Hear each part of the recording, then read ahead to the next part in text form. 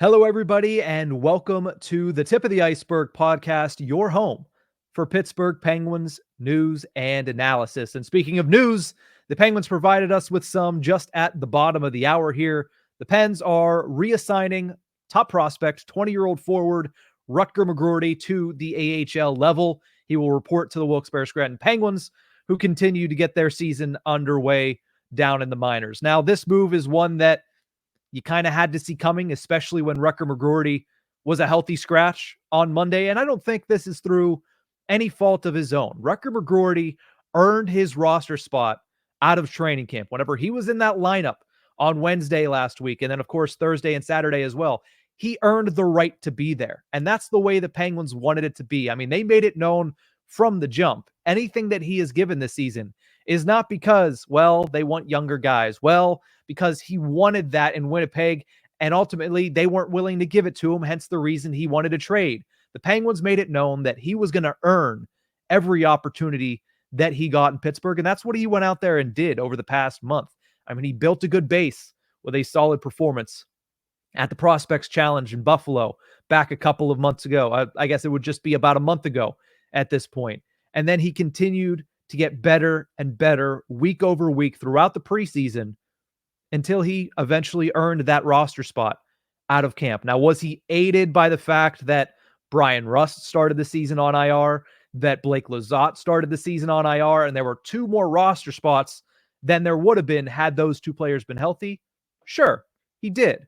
But he was the one that earned the right to take one of those two roster spots and also earned the right to be in the opening night lineup against the New York Rangers and then the following two games as well against the Red Wings and the Toronto Maple Leafs. But again, you had to know whenever he was taken out of the lineup in favor of Jesse Puljujärvi on Monday that this had to be a move that was coming down the pike. Add on the fact that earlier today, Mike Sullivan updated us on the status of Blake Lizotte, who's been out of action for the past couple of weeks due to a concussion.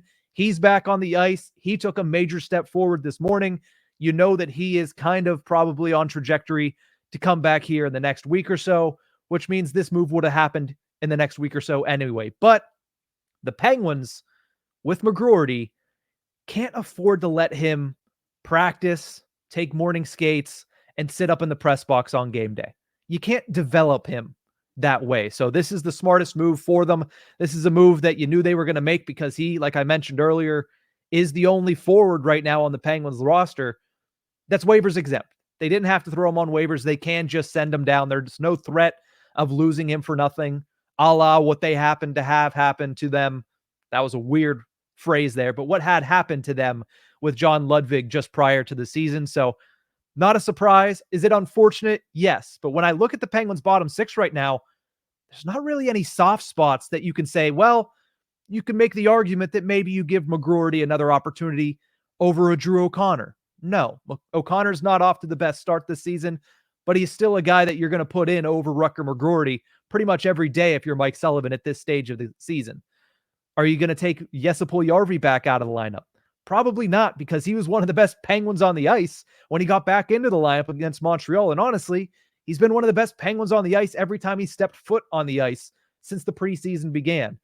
McGroarty's not a center, so that takes out Cody Glass, and that takes out Lars Eller, and you need penalty killers, and you're not going to put McGroarty in one of those spots on the fourth line, so you're not going to take out Hazy, who has 2 goals in the past 3 games, and you're certainly not going to take him out for Noel Acciari, who is your team leader when it comes to body checking, when it comes to penalty killing, when it comes to blocking shots. That's just not an even one-for-one exchange. So there's not really any spots in the lineup for him right now.